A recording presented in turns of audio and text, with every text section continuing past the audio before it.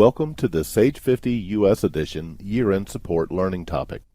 During this topic, you will learn how to locate and print unprinted invoices and payments dated in the fiscal year that you would like to close. After you have selected a close option during the year-end wizard, you may be notified that there are unprinted items for your company, such as invoices and accounts payable checks, dated in the year that you are closing. Although it is possible to print the unprinted invoices and checks after the year-end process is complete, you will not be able to modify them since they will be dated in a closed year. Additionally, 1099s and other payroll forms cannot be printed for a closed payroll year.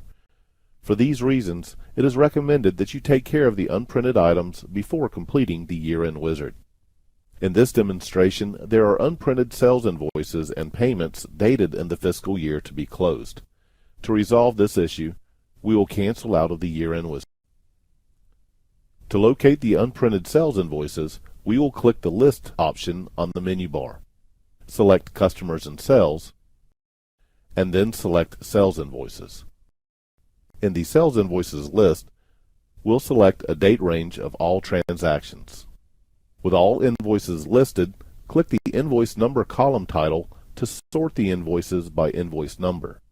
Unprinted invoices do not include invoice numbers, and they will be listed first.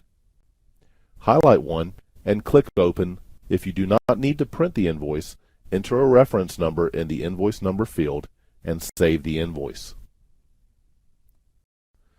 You can also print all unprinted invoices in one batch.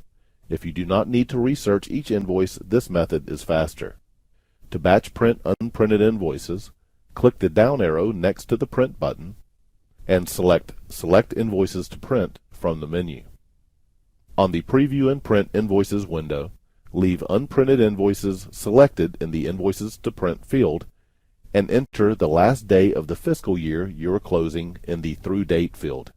Enter a beginning invoice number and then click the Refresh List button. Unprinted invoices eligible for printing will be listed. Click the Print Email button to print the invoices.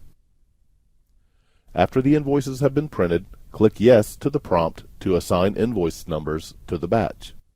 Note that the year-end wizard considers unprinted customer credit memos as unprinted invoices. Similar steps are used to print unprinted payments.